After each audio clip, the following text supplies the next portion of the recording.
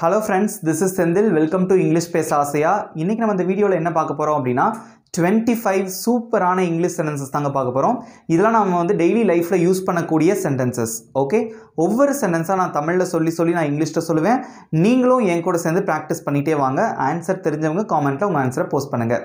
Okay? நம்ம சேனலை இன்னும் சப்ஸ்கிரைப் பண்ணாதவங்க சப்ஸ்கிரைப் பண்ணிக்கோங்க. பக்கத்துல இருக்க பெல் ஐகானையும் கிளிக் பண்ணி வச்சுக்கோங்க. வீடியோக்குள்ள போறதுக்கு முன்னாடி அப்படியே லைக் பண்ணிட்டு வீடியோவை பாருங்க. வீடியோக்குள்ள போலாம். ஃபர்ஸ்ட் நம்ம பார்க்க போகிற சென்டென்ஸ் மரத்தில் ஏறு. மரத்தில் ஏறு அப்படின்னு சொல்லணும். அது எப்படி இங்கிலீஷில் சொல்லலாம்? Claim up the tree. Claim அப்படின்னா ஏறுறது. Okay, claim up the tree. மரத்தில் ஏறு அப்படின்னு அர்த்தம்.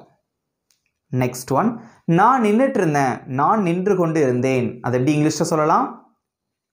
I was standing. I was standing.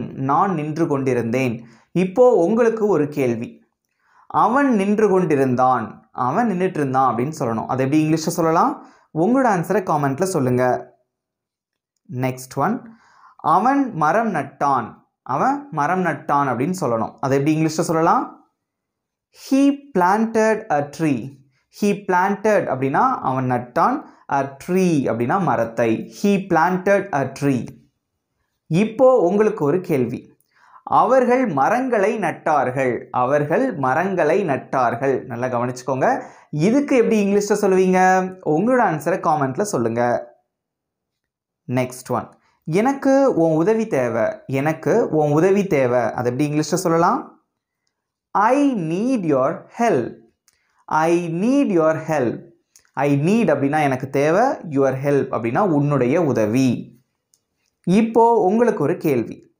எனக்கு அவனோட உதவி தேவை. எனக்கு அவனுடைய உதவி தேவை. அது எப்படி இங்கிலீஷில் சொல்லலாம்? உங்களோட ஆன்சரை காமெண்ட்ல சொல்லுங்க. நெக்ஸ்ட் ஒன், செடிகளுக்கு தண்ணீர் ஊற்று. செடிக்கு தண்ணி ஊற்றுன்னு சொல்லுவோம் இல்லையா? அது எப்படி இங்கிலீஷில் சொல்லலாம்? வாட்டர் த பிளான்ட்ஸ். வாட்டர் த பிளான்ட்ஸ். செடிகளுக்கு தண்ணீர் ஊற்று. பிளான்ட்ஸ்னா செடிகள், தாவரங்கள் அப்படின்னு அர்த்தம். ஓகே. நெக்ஸ்ட் ஒன், நெருப்பை அணை. நெருப்பு பிடிச்சிருச்சு, அதை அணைக்க சொல்லணும். நெருப்பை அணை. அதை எப்படி இங்கிலீஷில் சொல்லலாம்? Put out the fire. Put out the fire. நெருப்பை அணை அப்படின்னு சொல்லலாம். நெக்ஸ்ட் ஒன், தரையில் தண்ணி சிந்தாத. தரையில் தண்ணியை கொட்டாதன்னு சொல்லுவாங்க இல்லையா? அதை எப்படி இங்கிலீஷில் சொல்லலாம்? Don't spill the water on the floor. Don't spill அப்படின்னா சிந்தாத. த வாட்டர் அப்படின்னா தண்ணீரை. ஆன் த ஃப்ளோர் அப்படின்னா தரை மேலே. Okay, so don't spill the water on the floor. தரை மேலே தண்ணி சிந்தாத அப்படின்னு அர்த்தம். நெக்ஸ்ட் ஒன், நான் உன்னை பார்க்க வந்தேன். நான் உன்னை பார்க்க வந்தேன். அது எப்படி இங்கிலீஷில் சொல்லலாம்? I came to see you. I came அப்படின்னா நான் வந்தேன். டு see you அப்படின்னா உன்னை பார்ப்பதற்கு அப்படின்னு அர்த்தம். நெக்ஸ்ட் ஒன், நீ ஏன் இங்கே இருக்க. நீ ஏன் இங்கே இருக்க அப்படின்னு கேட்கணும். அது எப்படி இங்கிலீஷில் கேட்கலாம்? நீங்கள் சொல்லுங்க பார்க்கலாம். எப்படி கேட்பீங்க? நீ ஏன் இங்கே இருக்க? why are you here. why are you here. நீ ஏன் இங்கே இருக்க அல்லது நீங்கள் ஏன் இங்கே இருக்கீங்க அப்படின்னு அர்த்தம். நெக்ஸ்ட் ஒன், நான் உன்னை நம்புகிறேன். நான் உன்னை நம்புகிறேன். அதை எப்படி இங்கிலீஷில் சொல்லலாம்?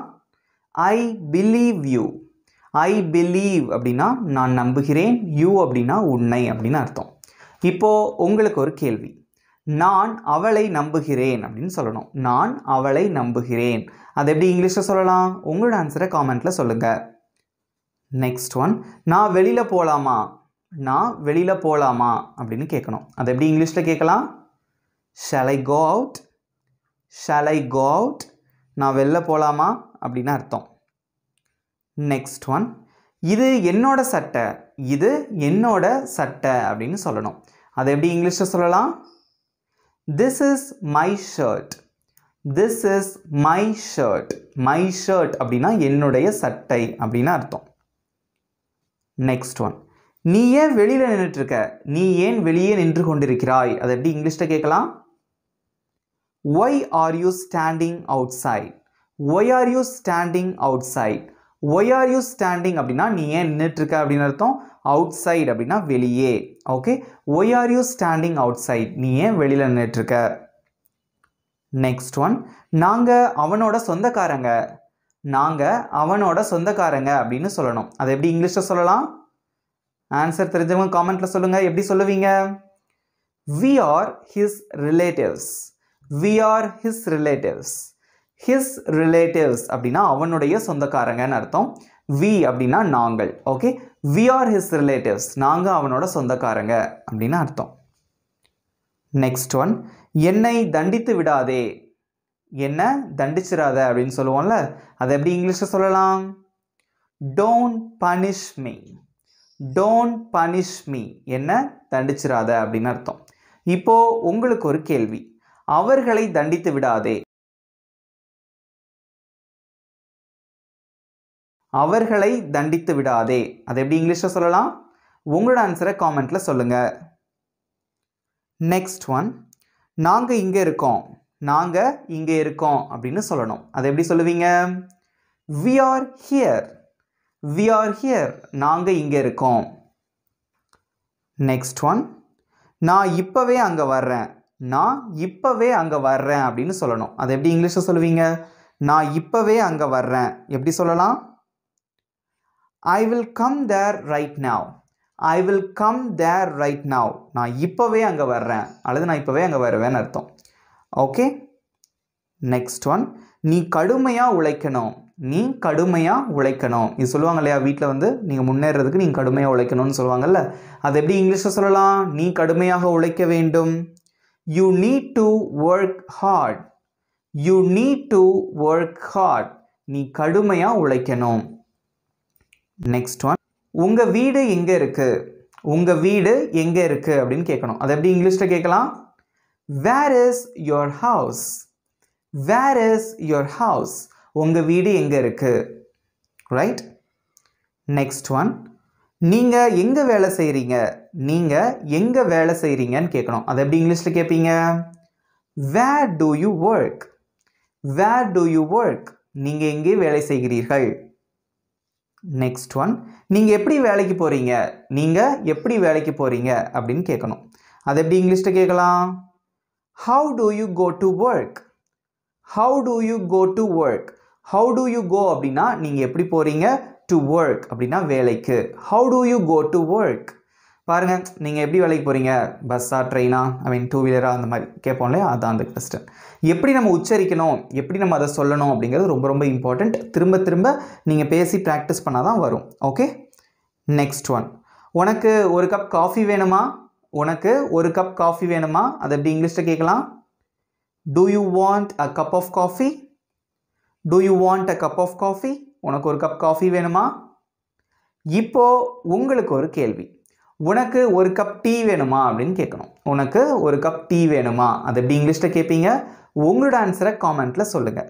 ஓகே, நீங்கள் ப்ராக்டிஸ் பண்ணால் மட்டும்தான் இங்கிலீஷ் ஈஸியாக பேச முடியும். ஓகே, அதனால் ஆன்சர் தெரிஞ்சவங்க காமெண்ட்டில் சொல்லிகிட்டே வாங்க. தப்பாக இருந்தால் கூட பரவாயில்ல, கரெக்ட் பண்ணிக்கலாம். ஓகே, நெக்ஸ்ட் ஒன், இன்று மழை பெய்யுமா?